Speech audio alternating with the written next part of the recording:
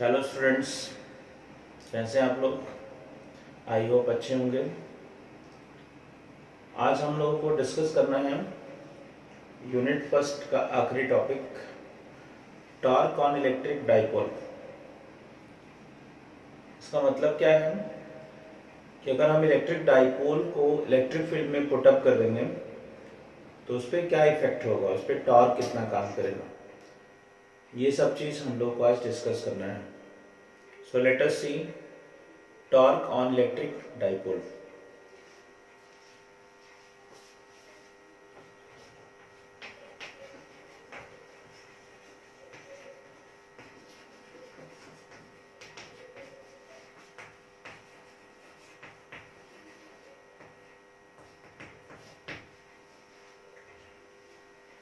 Suppose आपके पास ये यूनिफॉर्म इलेक्ट्रिक फील्ड है।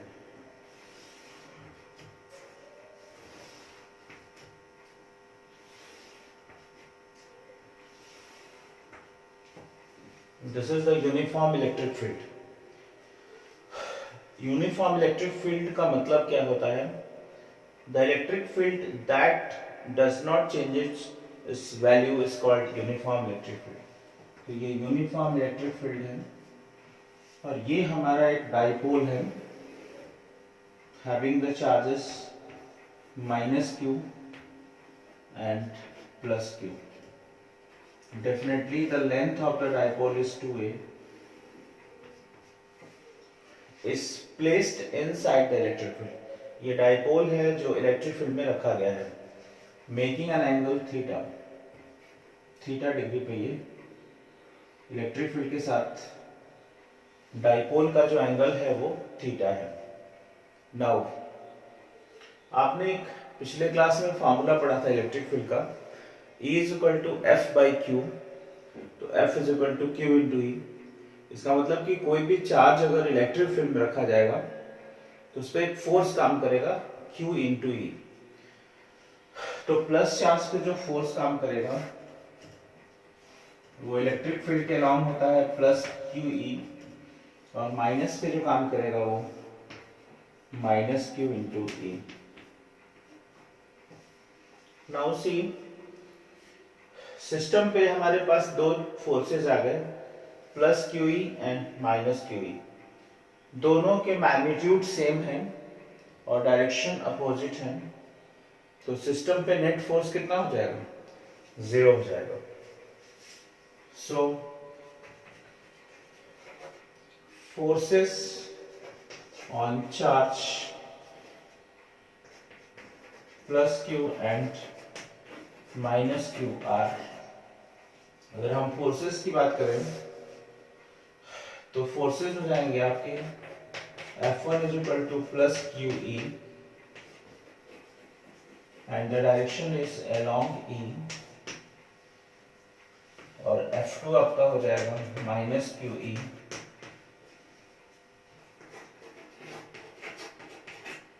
This is opposite to E. तो सिस्टम पे two equal and opposite forces काम कर रहे हैं, तो यहाँ पे नेट फोर्स हो जाएगा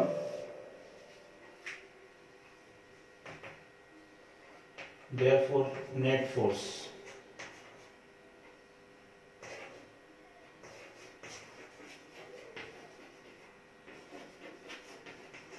on dipole, this is plus QE minus QE and definitely it is 0। तो सिस्टम पे जो नेट फोर्स आएगा वो 0 आ जाएगा। इसका मतलब है कि सिस्टम आपका ट्रांसलेटरी मोशन नहीं करेगा। किसी भी सिस्टम पे नेट फोर्स अगर 0 होता है तो सिस्टम ट्रांसलेटरी मोशन नहीं करता है। कभी कभी बोर्ड में ये क्वेश्चन भी आता है कि proof that the dipole is in the uniform electric field does not perform any translatory motion. तो ये ट्रांसलेटरी मोशन नहीं करेगा। क्लियर? नाउ आपको पता है 11th क्लास में आपका एक चैप्टर था रोटेशनल मोशन, उसमें आपको एक कपल पढ़ाया गया होगा। कपल में ये बताया जाता है कि जब equal and opposite forces system पे काम करते हैं और कुछ दूरी पे होते हैं, तो ये कपल फॉर्म करते हैं और कपल सिस्टम को रोटेट करने का प्रयास करता है। ये भी रोटेट करेगा, ये इधर घुमाने का प्रयास करेगा और ये इधर की तरफ। तो ये जो डाइपोल है वो आपका क्लॉकवाइज डायरेक्शन में टर्न होगा। Now we have to find torque. तो टॉर्क के लिए हमको फोर्स इनटू परपेंडिकुलर डिस्टेंस चाहिए। आप देख रहे हैं कि ये फोर्स है, तो ये जो टू वे डिस्टेंस है ये परपेंडिकुलर नहीं है क्योंकि ये एंगल 90 डिग्री नहीं है, ये more than 90 degree obtuse angle है। तो 90 के लिए हम क्या करेंगे कि हम एक परपेंडिकुलर ड्रॉप करेंगे, यहाँ पर परपेंडिकुलर ड्रॉप कर देंगे इसको और इसको भी यहाँ से प्रोड्यूस कर दीजिए।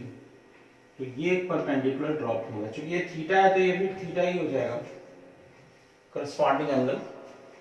और हमको हाइपोटेन्यूज पता है 12, तो ये हम परपेंडिकुलर डिस्टेंस यहाँ से आकर निकाल सकते हैं, which is 2a sin theta. बहुत इजीली आप निकाल सकते हैं।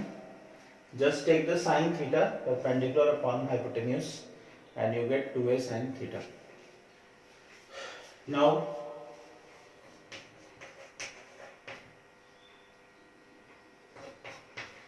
torque on dipole and the formula is, torque का जो फॉर्मूला होता है either force, कोई भी फोर्स ले लीजिए, either force into perpendicular distance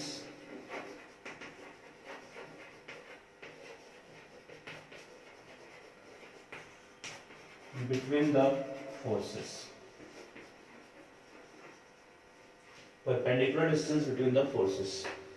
So tau is equal to either force का मतलब q into e, perpendicular distance आपका हो जाएगा 2a sin theta. Clear? q into 2a को हम लोग p लिख सकते हैं।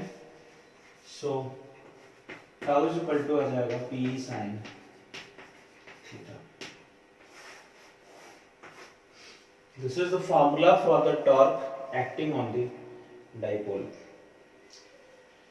Now what about the theta? Theta क्या है? Theta is the angle between dipole moment p and electric field. Clear? So आप यहां पे लिख सकते हैं theta is the angle between P and E। आप जल्दी से इसका स्क्रीनशॉट लीजिए।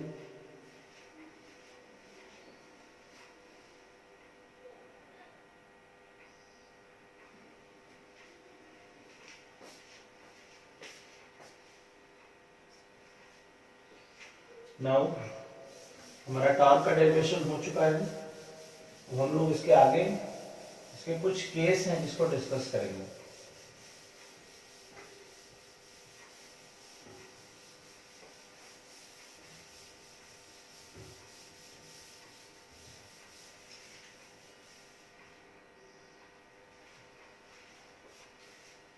हम चाहें तो इसको वेक्टर फॉर्म में लिख सकते हैं। So this is tau is equal to P cross E। आपको मालूम है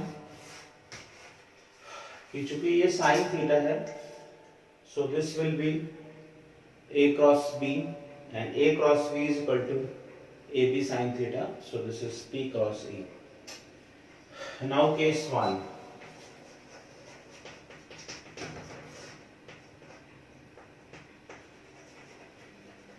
when theta is equal to 0 degree, theta 0 degree है, इसका मतलब ये हुआ कि हमारा ये इलेक्ट्रिक फील्ड का जो डायरेक्शन है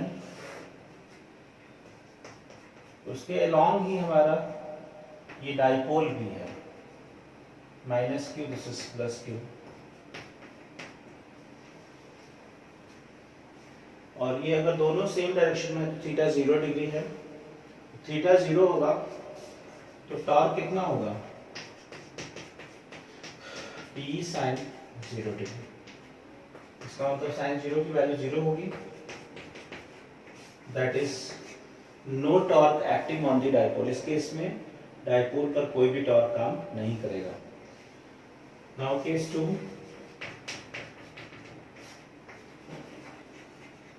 when theta is equal to 90 degree, इसका मतलब ये हुआ कि जो इलेक्ट्रिक फील्ड है ये और ये dipole minus Q and plus Q, ये दोनों 90 डिग्री पे है। इस तरह से मैक्सिमम टार्क काम करेगा यहाँ पे, वेल टाउ मैक्स हो जाएगा यहाँ पे, दिस इज पी साइन 90, क्योंकि साइन 90 की वैल्यू मैक्सिमम होती है। So maximum torque will be acting. Clear? Any problem? इस तरह से हम ये केस देख सकते हैं। 90 डिग्री होगा तो मैक्सिमम टॉर्क काम करेगा, थीटा 0 डिग्री है तो आपका मिनिमम टॉर्क काम करेगा। इस तरह से ये आपका टॉर्क ऑन द डाइपोल हो गया। इसका मतलब है कि अगर कोई भी डाइपोल इलेक्ट्रिक फील्ड में रखा जाएगा तो उस पर एक टॉर्क काम करेगा जो उस डाइपोल को इलेक्ट्रिक फील्ड में लाने का प्रयास करेगा। It is try to rotate the dipole along the electric field. नाउ one very easy topic is remaining in this chapter, that is principle of superposition. Last में मैं इसलिए पढ़ा रहा हूँ कि अब आपको न्यूमेरिकल्स इस पर बताने हैं। तो ये प्रिंसिपल ऑफ सुपरपोजिशन क्या होता है, पहले आप स्क्रीनशॉट ले लीजिए फिर आगे डिस्कस करते हैं।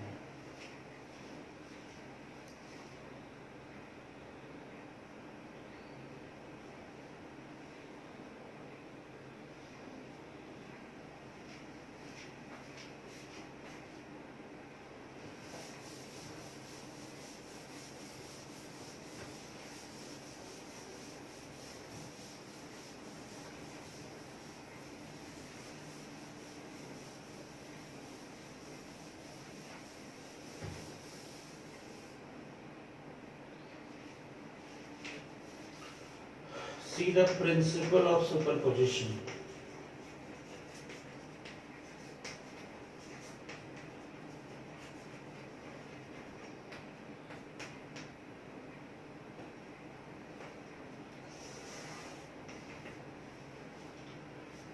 This is a very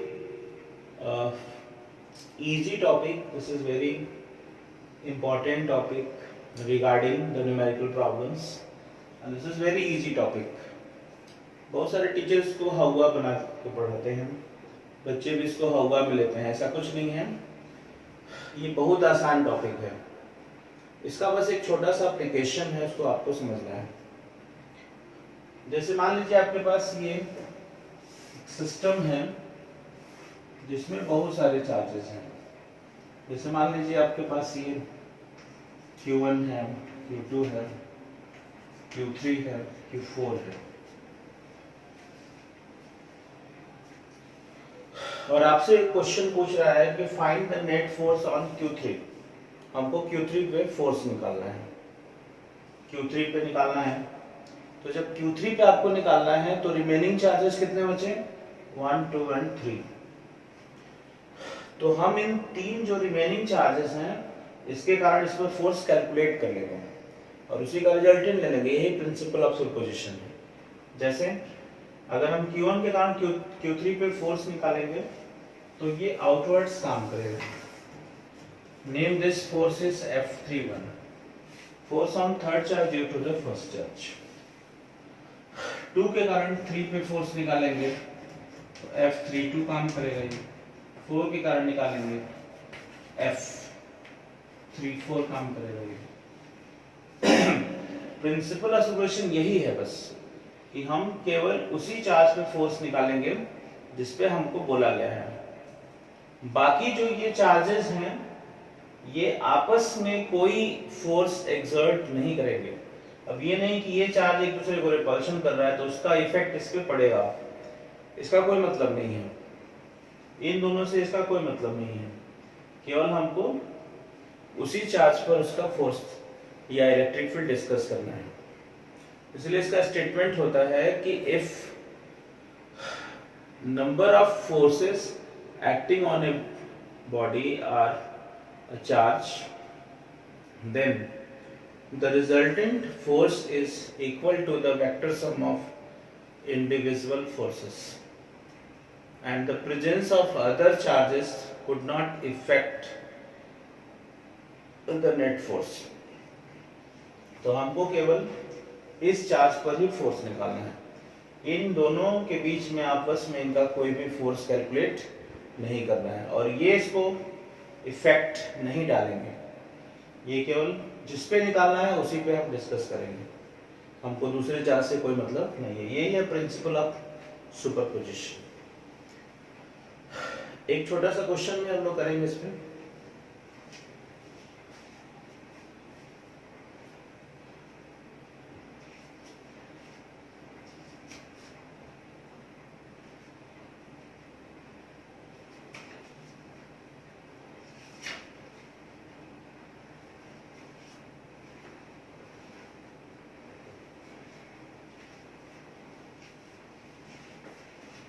ये प्रिंसिपल ऑफ सॉल्यूशन पे बेस्ड एक क्वेश्चन है एनसीईआरटी का, इसको हम लोग देखते हैं।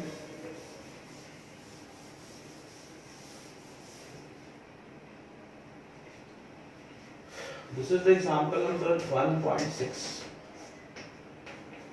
Question is taken from NCERT. आपके पास एनसीईआरटी की बुक होनी चाहिए। Question is that consider three charges q1, q2 and q3 each equal to q are placed at the vertices of an equilateral triangle of side L। आपके पास एक triangle है, इस तरह से इक्विलेटरल ट्रायंगल है, इसका नाम ABC मान लीजिए, और इसके सारे वर्टेक्स पे q q चार्ज है, सारे साइड की लेंथ L है। What is the force on charge capital Q placed at the centroid of the triangle? तो सेंट्रॉइड पर एक कैपिटल Q चार्ज रखा गया है इस तरह से, इस ट्रायंगल के सेंट्रॉइड पर एक यहाँ पे चार्ज है कैपिटल Q। सेंट्रॉइड को हम G मान सकते हैं, G पॉइंट पर एक कैपिटल Q चार्ज रखा गया। आपको इस कैपिटल Q चार्ज पे फोर्स बताना है। सबसे पहले हम इस Q के कारण इस Q पे फोर्स निकालेंगे, आउटवर्ड्स होगा और फोर्स का डायरेक्शन बाहर की तरफ होगा। Name this force is FGA। B के कारण इसका निकालेंगे, फिर ये भी बाहर की तरफ होगा FGB। C के कारण निकालेंगे, ये भी बाहर होगा FGC। अगर आप ध्यान दें तो सेंट्रॉइड की दूरी हमेशा वर्टेक्स से इक्वल होती है, तो ये डिस्टेंस आपकी इक्वल होगी। आप चाहे तो इसको कैलकुलेट कर सकते हैं, क्योंकि ये पूरा L है तो ये L/2 होगा, ये भी L/2, और ये एंगल 30 डिग्री हो जाएगा, क्योंकि पूरा 60 है ना, इक्विलेटरल ट्रायंगल है तो ये L/2 है, तो ये GA हम निकाल सकते हैं यहाँ से। कॉस ले लेते हैं, तो cos 30 is equal to base upon hypotenuse, तो यहाँ से AG आ जाएगा। cos 30 की वैल्यू होती है √3/2, so this is L/2 AG। यहाँ से AG की वैल्यू आ जाएगी L/√3। तो यहाँ से आपको AG, इसी तरह से CG और BG सबकी वैल्यू L/√3 आ गई। उसी तरह से फोर्स का अगर हम मैग्नीट्यूड देखें, GA, FGB, उसी तरह से FGC, इन तीनों के मैग्नीट्यूड सेम होंगे, क्योंकि डिस्टेंस भी सेम है, चार्जेस भी सेम है, and the value is 1/4πε0 Q1 Q2 upon R²। R² करेंगे तो ये 3 हो जाएगा, क्योंकि L/√3 का स्क्वायर करेंगे तो L²/√3 का स्क्वायर होगा, 3 ऊपर चला जाएगा। हमने मॉड लगा दिया डायरेक्शन यहाँ पे। अब एक पॉइंट पे तीन फोर्सेस काम कर रहे हैं हमको। देखिए प्रिंसिपल ऑफ सुपरपोजिशन से हमने केवल इस पे तीनों पे फोर्स निकाल दिया। अब हम वेक्टर का यूज करेंगे और इस पॉइंट पर रिजल्टेंट निकालेंगे। कैसे निकालेंगे देखिए, हम इसमें रिजोल्यूशन मेथड यूज करेंगे। यहाँ से हम इसको एक्स एक्सिस बना देंगे और ये वाई एक्सिस है। देखिए चूंकि ये 30 डिग्री है तो डेफिनेटली ये भी 30 हो जाएगा, ये भी 30 हो जाएगा इक्वेटर ट्रायंगल की वजह से। अब कंपोनेंट लीजिए F, ये जो जितने भी फोर्सेस हैं इन तीनों फोर्सेस को हम F डैश मान लेते हैं। अब इनके कंपोनेंट लीजिए, क्योंकि ये सब F डैश हो चुके हैं तो इधर की तरफ इनका कंपोनेंट आ जाएगा F डैश cos 30, ऊपर की तरफ आ जाएगा F डैश sin 30, इधर की तरफ इसका कंपोनेंट आएगा F डैश cos 30, ऊपर की तरफ आ जाएगा F डैश sin 30। क्योंकि ये खुद ही फोर्स y एक्सिस पे है तो इसका कोई कंपोनेंट नहीं होगा, ये F डैश के ही बराबर होगा। अब नेट निकाल लेते हैं, तो Fx निकालेंगे, फोर्स अलोंग x एक्सिस। तो F dash cos theta right side में है, ये लेफ्ट साइड में 0 हो जाएगा। तो F dash cos 30 minus F dash cos 30, answer will be 0। Now Fy, y में ऊपर दो फोर्स हैं, दोनों सेम डायरेक्शन में है, ये अपोजिट है। रिजल्टेंट आ जाएगा F dash sin 30 plus F dash sin 30 minus F dash, this will be also 0। Fy की भी वैल्यू क्या आ गई 0 आ गई, क्योंकि ये F डैश बाई 2 होगा, ये F डैश बाई 2, ये माइनस 0 हो जाएगा। देयरफॉर नेट फोर्स आपका कितना आ जाएगा 0।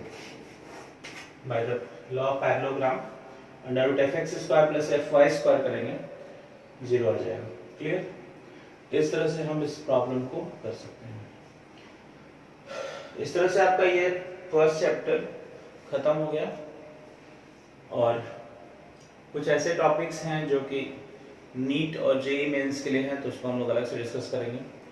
आपके बोर्ड लेवल का सिलेबस खत्म हो चुका है और हम लोग अब प्रॉब्लम्स देखेंगे अगले टर्म से। क्लियर? तब तक के लिए थैंक यू। आप लोग चैनल को जरूर सब्सक्राइब करें, अपने दोस्तों में शेयर करें, लाइक करें, ठीक है? बाय। आप स्क्रीनशॉट ले लीजिए और क्वेश्चन जरूर ट्राई करें अपने से।